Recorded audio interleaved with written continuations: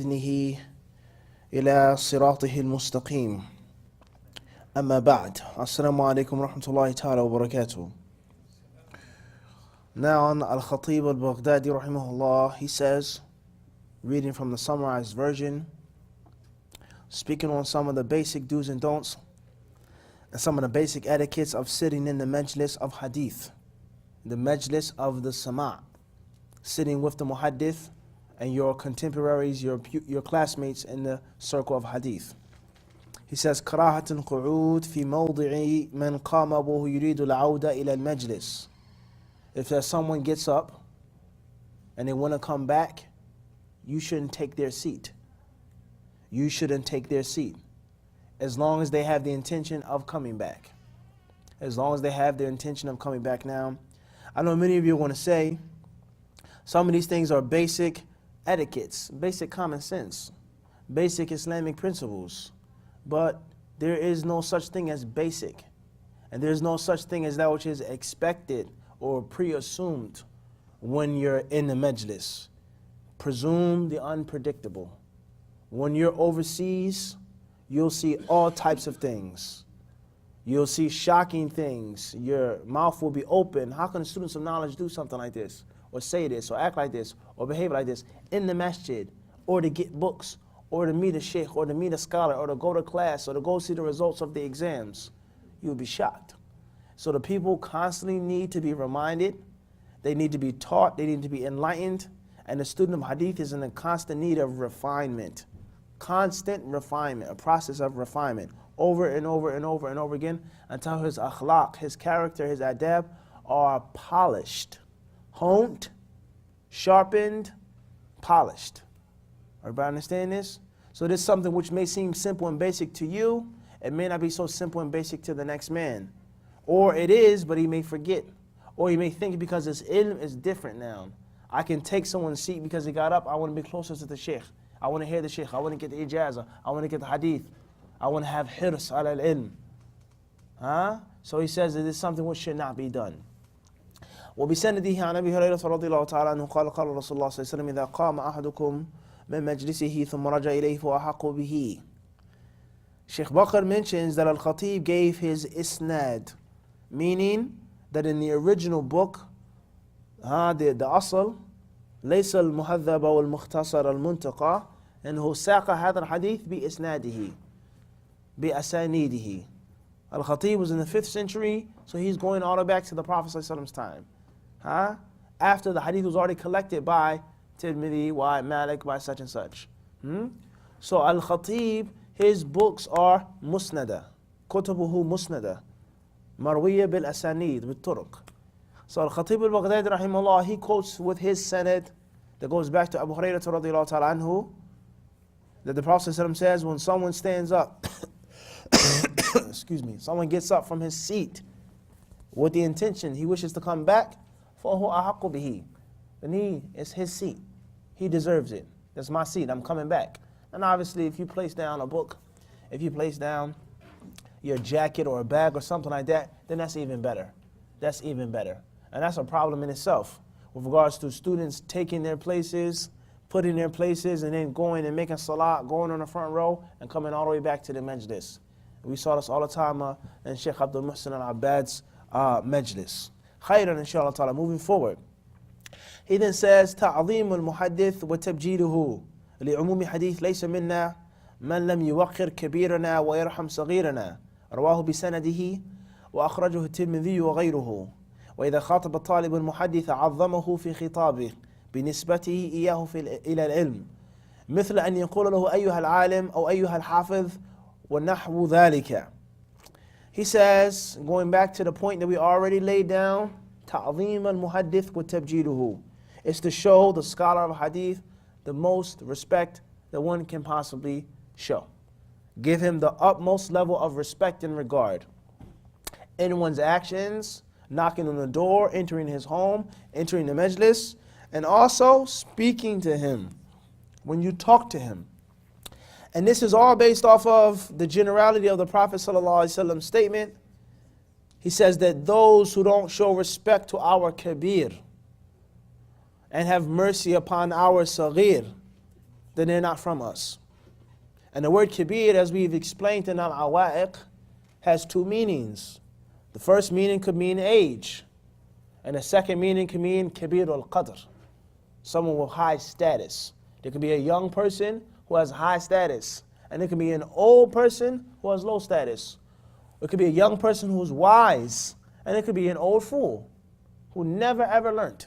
He has gray hair and he's still a fool. As the Prophet ﷺ said about the people that Allah won't speak to on the Day of Judgment, He won't look towards them, they won't be purified of their sins, and they have a painful punishment. And from them He mentions, He says, Ushaymet Zanin. Ushaymet Zanin is an aged fornicator, an aged adulterer, someone who's old and he still hasn't learned the basic lesson not to make zina. He's still lustful uncontrollably. Everybody understand this? A young man who makes zina is still blameworthy, and he still has the hudud can be put on him, etc. He's still blameworthy in the Sharia. But he's young, he's impulsive, his desires are running wild. His desires are running wild, high sex drive, hypersexual, foolish. He doesn't have no insight, he doesn't think about tomorrow. But someone who's older, who has gray hair, is supposed to be a bit different now. He's supposed to have more control over his desires, and he's supposed to have children, have a family. I can't be a womanizer anymore, because I have a daughter, I have a granddaughter, So someone could be old and continue to be foolish. And someone could be young and could be what? Blessed to be what? To be wise. So he says, مَنْ لَمْ يُوَقِّرْ كَبِيرًا. He says, لَيْسَ مِنَّا. Those who don't respect our kabir, meaning age and also meaning qadr. And those who don't have mercy upon our saghir, meaning age. And one could also say the hadith also applies to saghir al-qadr. Have mercy upon the foolish people. Have mercy upon the people that are unwise. Have mercy upon the people, khudh al-afwa. Allah says what? Wa'arid? Al-jahilin. Khayran, inshallah. So therefore, as we've explained when we did the 40 hadith on seeking knowledge, is that the asl of these adab are the hadith of the Prophet ﷺ. And the basic etiquettes are not some fancy and some type of exotic blend of statements and athar. It's nothing more than the manifestation of the sunnah. And the madhab of the salaf, ahlul hadith, is nothing more than the organic sunnah. That's all it is. There is nothing extra. There is no, the fahm al-salaf is different. The fahm al-salaf is the Quran and sunnah. And it's pure and organic, original state, without ilm al-kalam and falsafa and this and so on and so forth. So many people, they think it's something extra. Back in the day, there was no such thing as GMO, USDA, organic. There was none of that. It was just meat. It was just vegetables. There was no GMO 100, 200, 300 years ago. Everybody understand this? There was no such thing as, I want the organic apricots. It was just apricots. Everybody understand this or not? And then when the people start putting things inside of the fruit, inside of the vegetables, inside of the cows, then they made a what? Separation. This is organic, this is GMO. Everybody understand this? But the asl, the madhab al-salaf is nothing more than what? Kitab and Sunnah, in its pure organic state. The way of Ahlul Hadith is nothing more than what? Quran and Sunnah in its pure organic state. But it's now in light of the way of the people of falsafa, the way of the people of i'tizal, of this madhab and this schism and this group. Then they have their own way of understanding and looking at, and this is the madhab al-salaf. This is how we understand the Quran and Sunnah in its pure organic way. Everybody clear on this or not? Many shabab, they become lost, thinking that it's something different, thinking that the way of Ahlul Hadith is something different. The adab of a student of Hadith is nothing more than adhering to the Quran and Sunnah. Everybody clear on this or not? So this is what this is based off of. The etiquette of respecting the muhaddith is not based off of Sufyan al-Thawri. It's not based off of Imam Ahmed. It's not based off of Sufyan ibn Uyayna. It's based off of Muhammad's words. And then from there, Sufyan al-Thawri's statement is branched off from this hadith. Imam Ahmed's statement is extracted from this hadith. He categorized it. He summarized it. He made a living example of it later on. Everybody understand this? But it goes back to who? The words of the Prophet ﷺ. I cannot explain in words how important this is. The way of Ahlul Hadith is the way of Islam. Everybody clear this or not? He then says, and whenever he speaks to the muhaddith, then he should respect him in his khitab, his address. And he should always attribute him to knowledge when he calls him. He says, Ya ayyuhal alim. Excuse me. Oh, ayyuhal hafiz. Terms that are terms of endearment, in terms of respect. Khairan, inshallah. At-tasi'u adabu as-sama'. أول ما يلزم الطالب عند السماع أن يصمت ويصغي إلى استماع ما يرويه المحدث وذكره بسنده عن الضحاك بن مزاحم أنه قال أول باب من العلم الصمت والثاني استماعه والثالث العمل به والرابع نشره وتعليمه وإن عرض لطالب أمر احتاج أن يذكره في مجلس الحديث وجب عليه أن يخفض صوته لئلا يفسد السماع عليه أو على غيره. Now he talks about the etiquettes of listening, the etiquettes of hearing the actual hadith. And what you put in your iPad, you put in your book, you say, Sami'tu. Sami'tu, I heard Sheikh Hisham say this and say that. Haddathana, kada wa kada. Everybody understand this? You're in the majlis, I'm reading to you my hadith. I'm making imla. Or from my hifz. You're making tahammul. You're taking the narration from me to write it down in your notes, or to memorize it, and then you pass it on to your students and to your pupils. That is the concept of the isnad. That's the concept of the what? Of the isnad. Everybody understand this?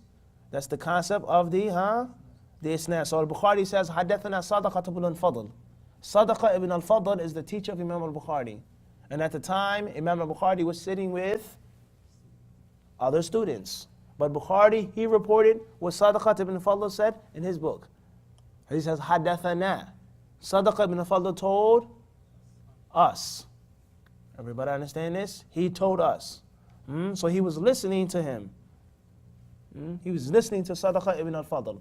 Everybody hearing this or not? So what are the etiquettes of a sama' now? What should you or shouldn't you do? He says the very first thing that the talib, the disciple, has to do when he wishes to listen is to keep silent. So we automatically understand talking is a no-no. A no-no. Now this is a basic principle as well in school. Don't talk. Teacher says, why are you talking? Don't be a class clown. Be quiet. But you'll be shocked. Many Muslims, they violate this. Only Allah knows how many conferences I've been to in which they send up a note and it says, can you please tell the sisters to stop talking? I cannot hear the class. The sister, she complains. All the sisters on the sister side talking about makeup and they're talking about fashion. I can't hear the lecture. You'll be shocked. How many classes you go to and the brothers are talking, or brothers are giggling, or he's tapping someone or making a joke, you will be shocked. So that's the very first etiquette of hearing the hadith, is that you have to remain silent. You cannot talk in the class. He says not only to listen, he says, وَيُصْغِي, is to listen attentively to that which the narrator is, or the muhaddith is passing down, because if you don't pay attention and listen attentively, you may make an error. You may make a mistake, a khata, a ghalat. And it may be something very simple, and it becomes mudraj. Becomes mudraj. It's now the muhaddith said something, and the mustamli said something else. You know what a mustamli is? The mustamli, it was back in the day. This is a mustamli here. The microphone. It's a modern day, mustamli. Back in the day, it wasn't no microphones. So if this scholar had 500 students, 1,000 students, obviously he couldn't reach all of them with his bare natural voice. So every 200 students or 300 students, there will be a man standing up that would listen to him and then convey it to the next patch of students. He would convey it to the next what? Patch of students. Everybody understand this? That's a mustamli. So there were some scholars of hadith that had several mustamlun, several of them. It was so many students there. So you may not be paying attention. You may talk, you may make a joke or say something, and then next thing you know, you take what the mustamli said as the hadith. Man hasunat salatuhu bil-layli, hasuna wajhuhu bin-nahar.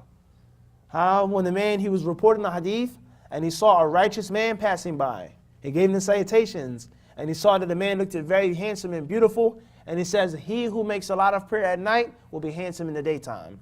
And the narrator, he took that report as a khata and attributed it to the Prophet ﷺ. Everybody clear on this or not?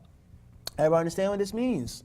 So the importance of paying a great deal of attention and listening sharply, because you never know when you need detail. He then says, rahimahullah, He mentions his sanad. Sheikh Bakr says that a khatib gives his chain of narration that goes back to Ad-Dahak ibn Muzahim. Who was Dahak ibn Muzahim? Who's Dahak? Anybody know who this was? Student of somebody. Of Ibn Abbas. His student? He learned from him? He met him? So how was he a student of Ibn Abbas? Student of Mujahid. Who was Dahak ibn Muzahim? Where do you find his name at? In abundance. Ibn Kathir. Ahsan. Very good. So he was a student of who? Ibn Abbas? Did he hear Ibn Abbas? Did he listen? Did he actually hear the tafsir of Ibn Abbas? Research it, inshallah. Tayyib. Ad-Dahak, rahimahullah ta'ala, for sure he's from the Tabi'een, he said, the very first step in knowledge is silence. He doesn't say listening, but he says what? Silence. Your parents ever tell you that back in the day? Son, you can't talk and listen what? At the same time. They tell you this when you're young. You can't talk and listen at the same time. One of the two you got to pick. He says, so the very first step in ilm is silence. Then it's listening. Then it's acting upon it. Then it is teaching it and spreading that knowledge. He says, anything in which you need to mention in the majlis, it's a necessity, then you have to do it in a low voice. So that way you can still hear it briefly and not to ruin anyone else's listening. A new qari, a new volunteer. What hand do we raise in the class? Fadda. We always raise the what hand? Right hand in the majlis of hadith. This is old now, right? Fadda. وَإِن لَمْ يَبْلُغْهُ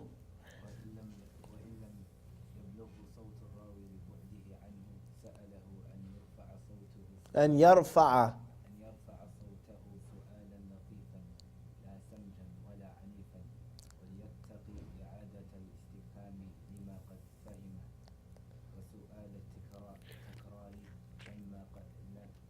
لما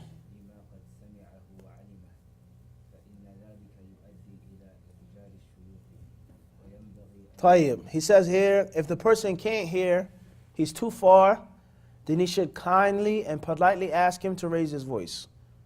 Not violently, not rudely, not harshly.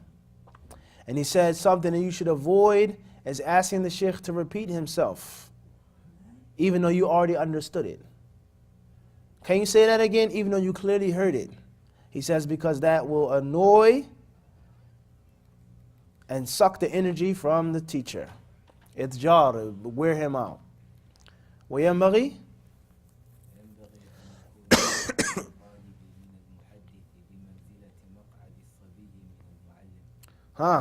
He says that the student of hadith, the disciple sitting with the hadith scholar, is like a child sitting with a school teacher. A child sitting with a school teacher. This is also from the manifestations of what? Khatib. This kalam is a manifestation of what?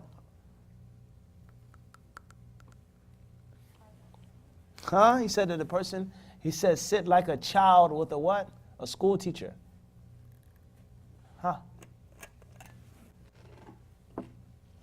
Empty the cup. Empty the what? Empty the cup. Get rid of your pre-assumptions. Get rid of the knowledge and the information that you think that you have,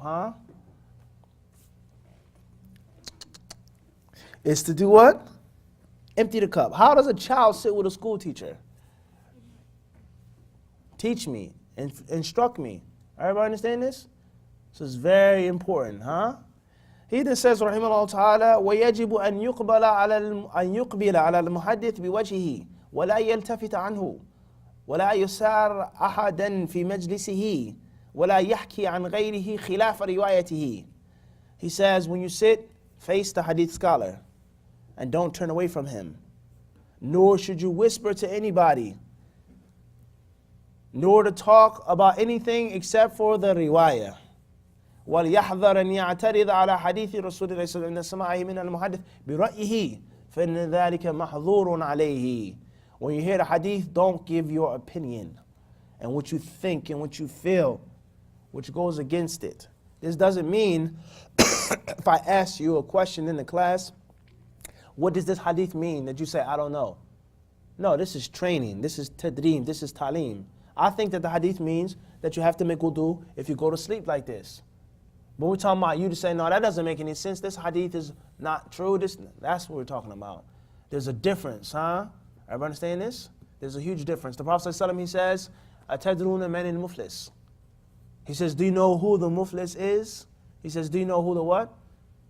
Who the muflis is. And the Sahaba, they didn't say Allah and His Messenger know best. Al-muflisu fina man la dirham lahu wa la mata'. They answered logically. He says, the bankrupt person to us is one who has no money.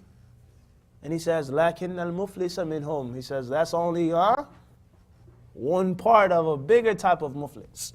Everybody understand this? So if you're being asked a question, if you respond and say what you think and feel based off of ilm in a classroom setting, then that's different. طيب خير إن شاء الله.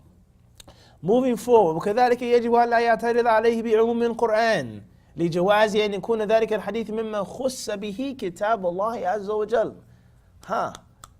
As they say, bite down on this one. This is a tough pill for many people to swallow. Al-Khatib rahimahullah ta'ala says that one should not reject the hadith that he hears based off of the generality of the Quran. The generality of the Quran. Because it's possible for this hadith to be one of the things which has specified that general verse in the Quran. Everybody understand this? Al-Khatib al-Baghdadi is saying this. Not Shaykh Hussain ibn Taymiyyah, not Ibn Abdul Wahhab, not Bin Baz, Uthaymeen, Albani. This is Al-Khatib, who died in the 5th century, who came from a different country. He had a different madhab, a different background. And when you hear the hadith, don't give your opinion and your view and rejecting it or not accepting it. He says this hadith may be something which has specified the generality of the Quran. Everybody understand this? He then says, وَإِذَا رَوَى الْمُحَدِّثُ خَبَرًا قَدْ تَقَدَّمَتْ مَعْرِفَتُهُ فينبغي له أن لا يداخله في روايته ليري أنه يعرف ذلك الحديث فإن من فعل مثل ذلك أو فعل مثل هذا كان منسوبا إلى سوء الأدب. Once again, another concept of the what? Of the cup now. He says, excuse me, that when a muhaddith narrates a hadith and you previously heard the hadith, you knew the hadith, then you are not to cut him off or to say, I know that, or as many brothers, they say sahih. They say sahih. They says right, yes. He says this is to be avoided. He says for someone to show the teacher that he knows this hadith. We know that, Sheikh. I know that. Yeah, all right, I got that. He says, don't do this. He says, anyone who does this, he says this is disrespectful. And it's a means of what? Of lack of respect. Everybody understand this? Let alone the fact that your teacher may give you more, If it's me, I'm going to be quiet. What you know, Ishan, I want you to give me every single ounce of ilm that you have. So I'm going to sit in front of you like I don't know anything. Because it may be something that I did learn, but he's going to explain it in a what? A different way. A different spice, a different variation, a different sharh, a different athar, a deeper level. Everybody understand this? So it only makes sense for you to empty a cup and just remain silent. Everybody understand this? طيب, moving forward. تفضل العاشر.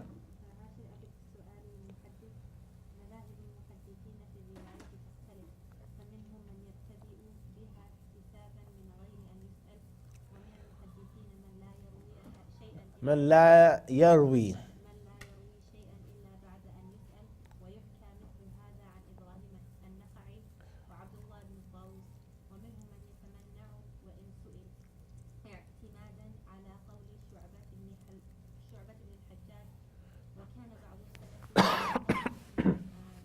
من التحديث إذا كان السامع ليس من أهل العلم وكان غير واحد من المتقدمين يقتصر على رواية الشيء اليسير ولا يتوسع في التحديث. طيب, now he goes on speaking on what are the etiquettes of asking the muhaddith, meaning for a hadith.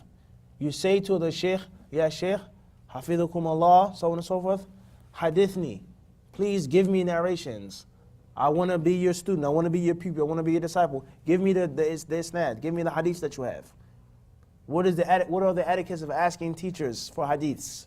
He says here listen once more, and there's another major hadith disciple cliche and principle, and that is learning the form and seeking the what?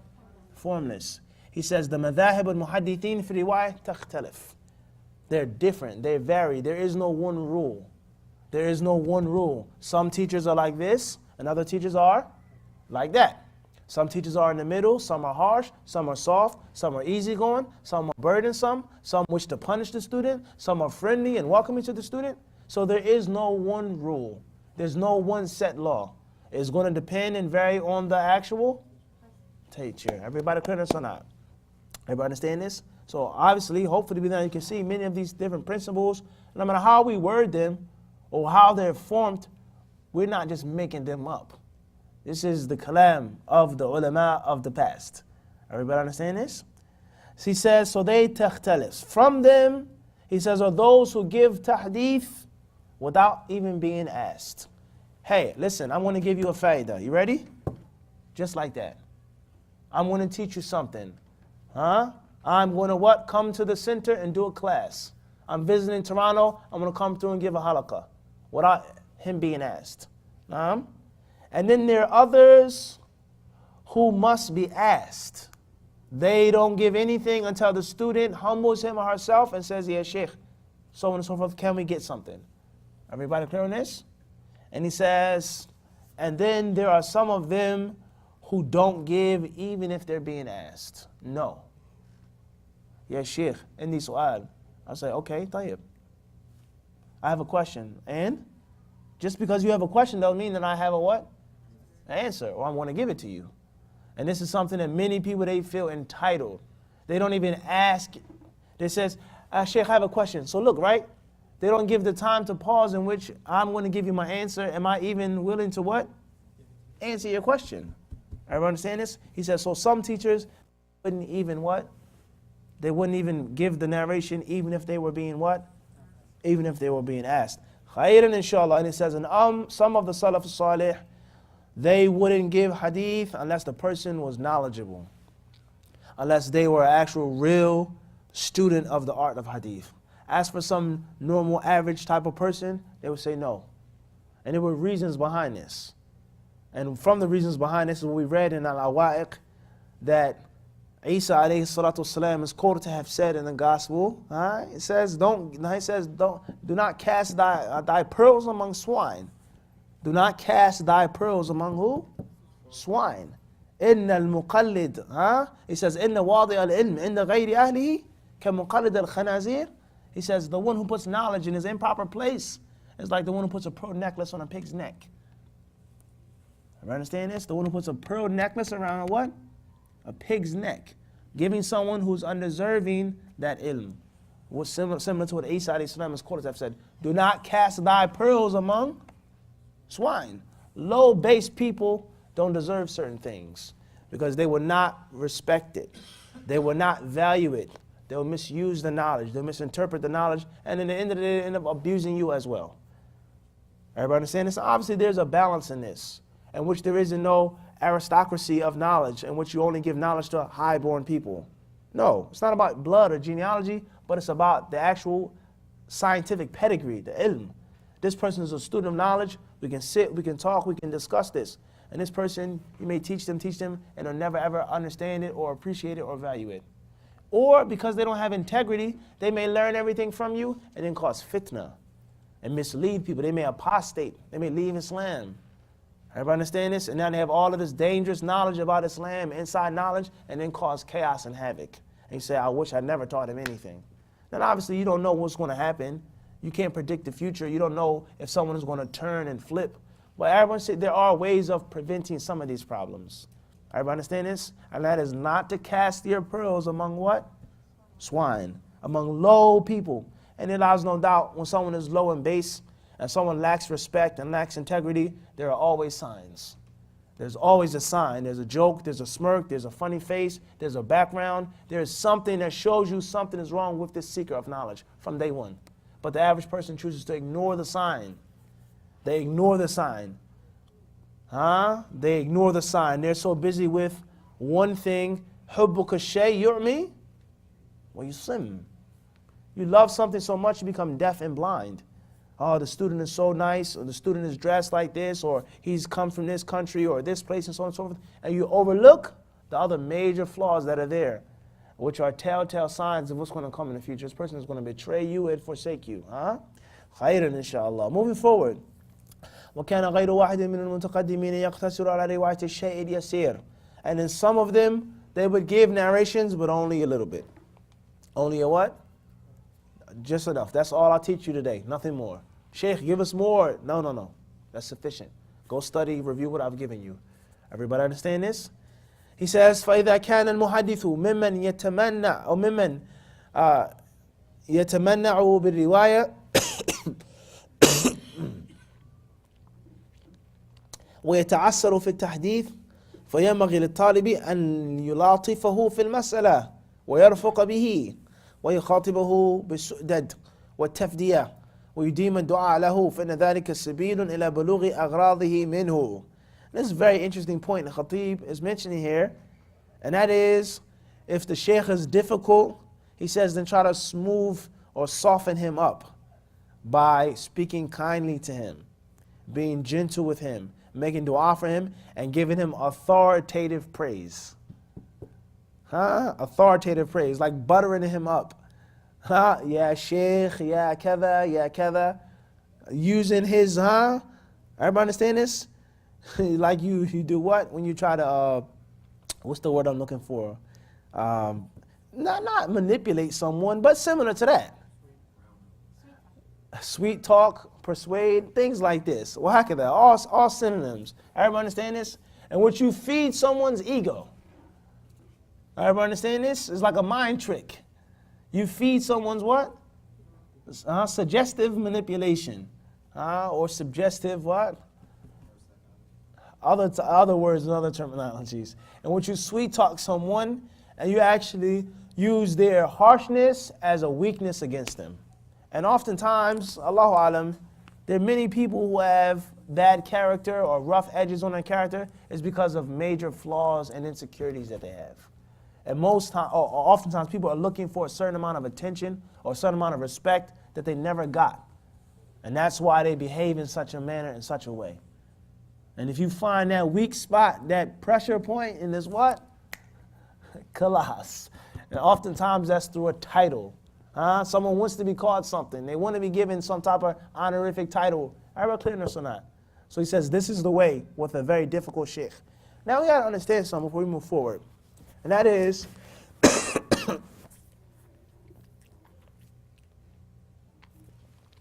the scholars of hadith of the past, the muhaddithin, don't think that they were exempt from sin. And they were all perfect human beings. And they were all angels. They were malaika walking on earth. No. Those scholars of hadith, they were human beings. They had ups and downs just like everyone else. They had good days. They had bad days. Some of them had attitude problems.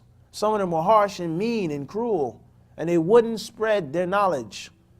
And there are others that had very good character, very soft, very kind. They were human what? They're human beings. Just like a school teacher. You like this teacher and this teacher, you say he's mean. They're humans. They have ups and downs just like anyone else. Everybody understand this? Let alone the fact that when there are students that misbehave, students don't have the necessary amount of respect, or students that don't have the necessary amount of diligence and hard work, in which the sheikh becomes hard-hearted. I taught these students, I gave them ijazah, I gave them all of my knowledge for all of these years, and look, they dropped out, they quit, they turned on me. So therefore, I'm not teaching anyone else anything anymore. Everybody understand this?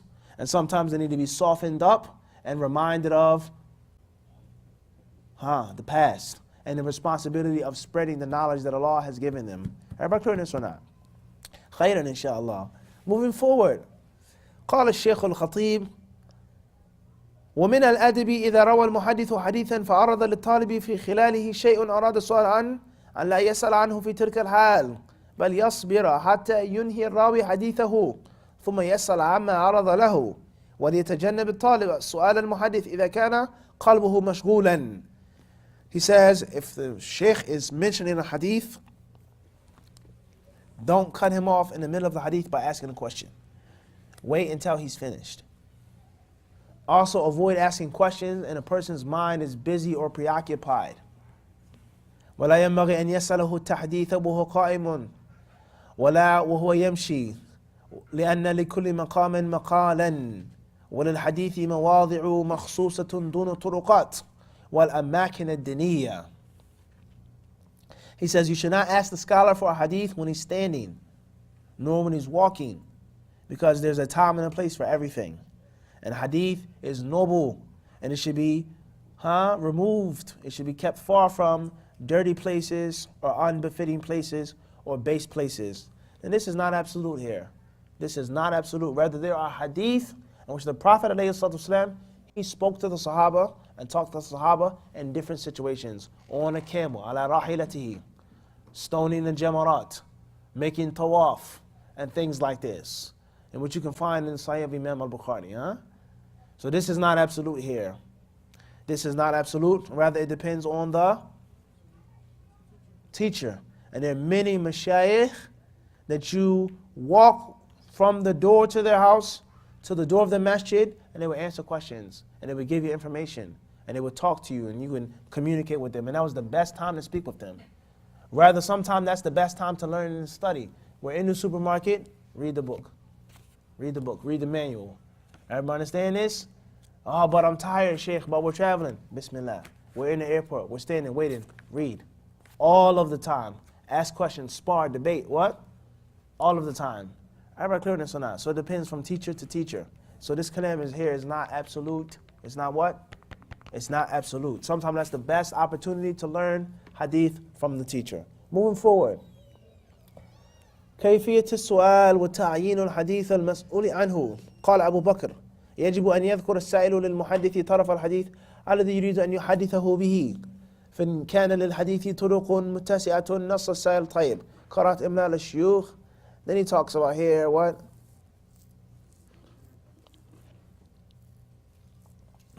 Not or avoid overburdening the sheikh. Avoid asking him too much and going back and forth with him. We'll skip that for lack of time because we mentioned that generally. طيب ما ينبغي أن يسأل الراوي عنه من أحاديثه. طيب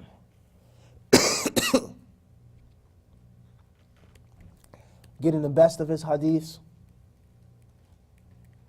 the weak hadiths, the gharib hadiths, the fawaid, things like this now. And also he talks about writing down.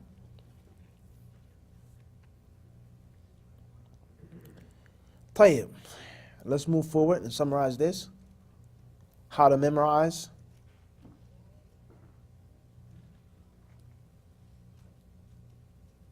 Listen to this very important principle.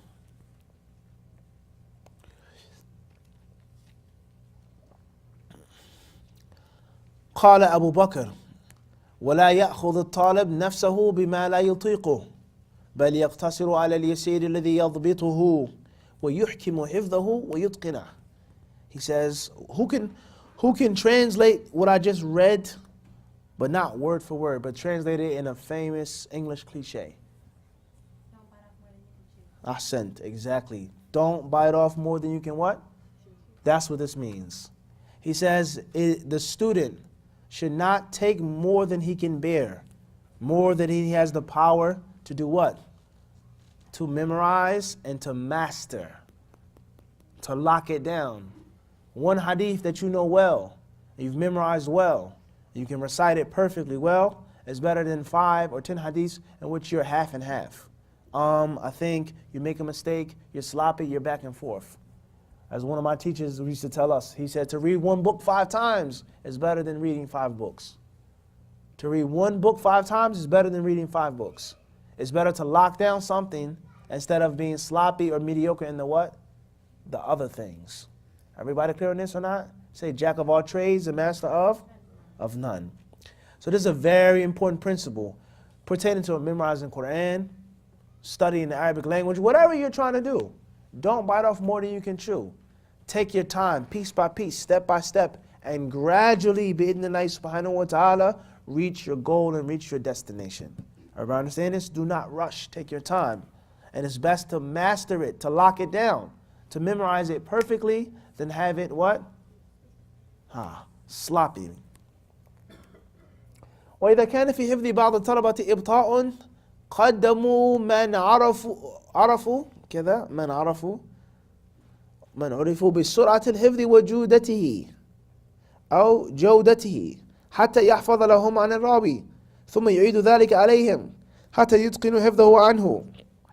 He says if some students are slow in their memory, they're slow, their memory is a bit weak, a bit poor, then they should put forth those who are advanced.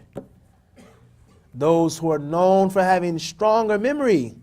حتى يحفظ لهم عن الراوي, for the advanced student to memorize from the sheikh, and then later on they would. Everybody understand this? It's not always this class and then that class. But sometimes, as we said, there's a fa'idah, there's a benefit in having different levels of students in one. Everybody clear on this or not? And one what? One class. He didn't say split them, separate them, do another class, do another majlis. No. He says, but maneuver. Tell the advanced one to get it from the sheikh, and then the ones that are a bit slower, they can get it from the advanced one. Everybody understand this or not? Or are we just speaking riddles here? We got this? Clear.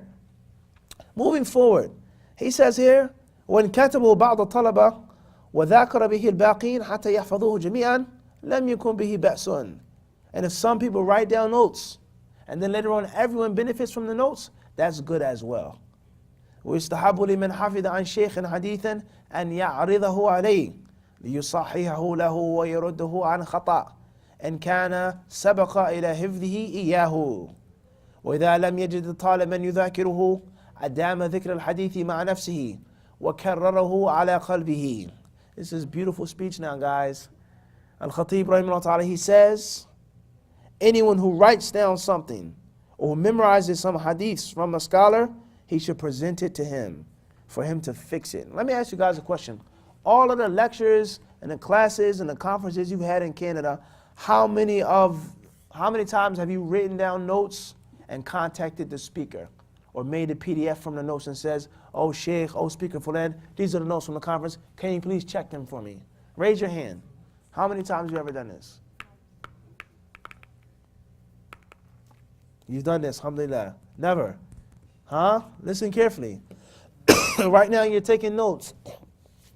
You take down the notes, you make the recording, and then you contact me. It says, these are some notes from my class. Could you check them for me? Could you make sure that I understood you properly, I understood you correctly? When is the last time anyone has even done anything like this? That's what he's telling you to do right here. To make sure that your notes are what? Accurate. Because you may write something down, you're writing down hastily, you're rushing, and it may not be what? Accurate. Huh? What did he say? He said, Mufti said you have to get what? Life insurance. That's what the brother said, right? He said you must get life insurance. That's what he said in the khutbah. I don't remember giving a khutbah in which I said that you what? You must have life insurance. Everybody understand this? Just because you attend or listen or write notes doesn't mean that it's what? Precise. He then says here, and if there's no one that you can study with, there's another golden principle. He says then keep refreshing yourself, keep reviewing with your own self until it's firmly grounded in your heart. I can't find a teacher. No one to teach me Arabic. No one to teach me Hadith. No one to teach me Aqidah. There's no one here. There's no one here. There's no one here. Okay, if that's true, and you can't migrate to another city or another country, whatever the case may be, then what should you do? Teach yourself. Study yourself to the best of your ability.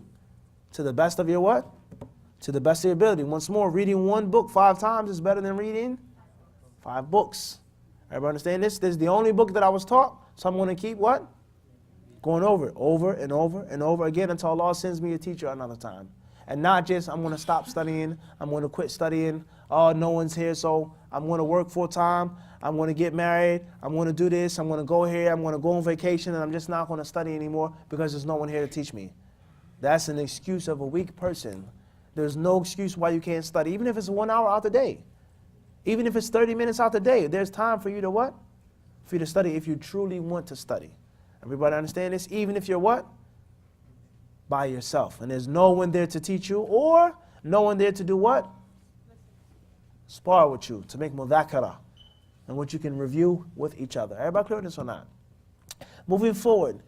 He then says, rahimahullah ta'ala, وإذا روى المحدث حديثا طويلا لم يقم الطالب بحفظه وسأل المحدث أن يمليه عليه أو يعير كتابه لينقله منه ويحفظه بعد من نسخته فلا بأس بذلك. He says that there's a very long hadith and the student can't memorize the whole thing on the spot.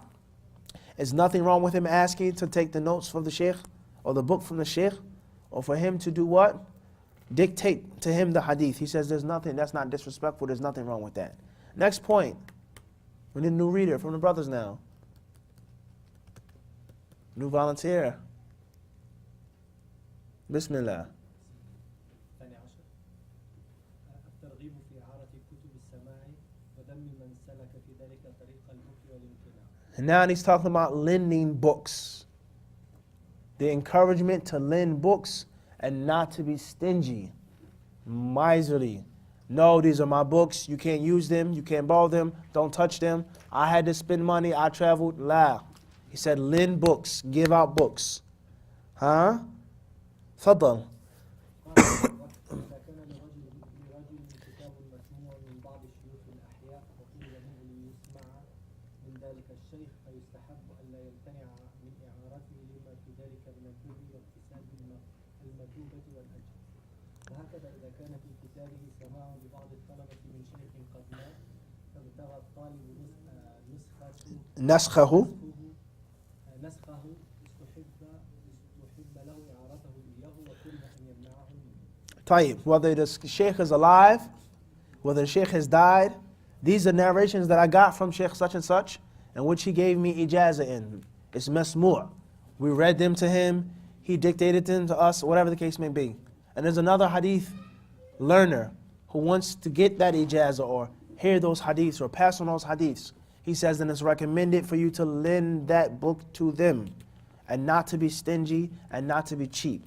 Now this is applicable to hadith studies, this is applicable to Quran studies or any other field, but there is a condition.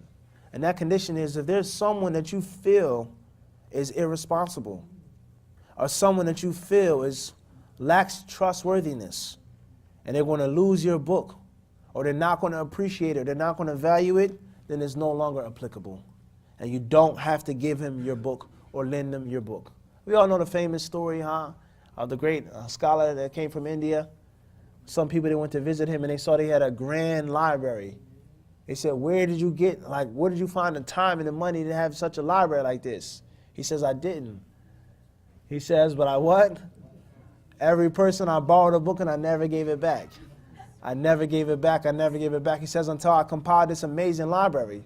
So the people, they said to him, they says, you're crazy. You're insane. He says, I'm not insane. He says, the foolish people who gave me their books are insane. Everybody understand this? Those people who lent their books to me, they were the ones who what? Who lacked intelligence. Meaning the value of the book and not giving it irresponsibly. Everybody understand this? So what's important is, it's like giving a Muslim sadaqah.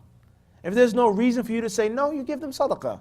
It doesn't look like they're strung out on drugs, they're strung out on alcohol, it's not like they're doing some type of crime. I need some help, I need to borrow some money. Can the master help me out? There's a haqq, لِلسَّائِلِ وَالْمَحْرُومِ. There's a right that the people have to your wealth, unless there's something wrong. Or if someone asks you by Allah, أَسْأَلُكَ بِاللَّهِ, and there's no reason for you to say no, out of respect for Allah's name, you're supposed to do what? Give them. Or if someone swears by Allah subhanahu wa ta'ala out of respect for Allah's name, you're supposed to what? Believe them. You're supposed to what? Believe them. Unless it's clear this person is a liar. Then that's a different story. Malish. Everybody clear on this or not? So lending books, not only is an ajr, he says, it's thawab, it's reward, but it's also a means of knowledge being spread. Before we start for Salat al-Maghrib, from my personal experiences, one of the worst problems that you can suffer from is stinginess. And stinginess, don't think it just pertains to monetary means or material things. There's stinginess in ilm. There are people who find a teacher, they find a sheikh, they find a bookstore, they find something, and they don't want to tell no other students about it in Medina. You'll find them hiding and cheating and lying about it just to keep it a secret. And they're seeking ilm. What barakah can you get from it? And it's based off of bukhl. You being a miser, you being stingy and not wanting it for your brother what you want what? For yourself. So this is a very dangerous disease that creeps up. Ibn al-Jawzi's book, The Devil's Deception. The devil's deception, not upon the fusaq, not upon the sinners, the drunkards, the fornicators, but upon righteous people. And they become deluded and duped by shaitan.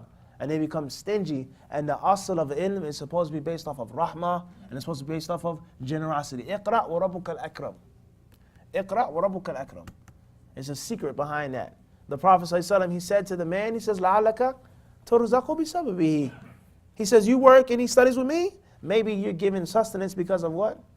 Because of your brother studying. So ilm is connected with karam, and ilm is connected with rahmah. So the moment you're being stingy, or the moment you're being harsh, your knowledge is not beneficial to you. It's not beneficial to you. So if that's manifesting in you, lending someone a book, or teaching someone, or saying, go study with this sheikh, go read upon this one, then alhamdulillah. And if not, then it's something which is seriously wrong. Allah Azza wa Jalla knows best. Wa sallallahu wa sallam wa baraka ala abdihi wa rasuli nabiyina Muhammad.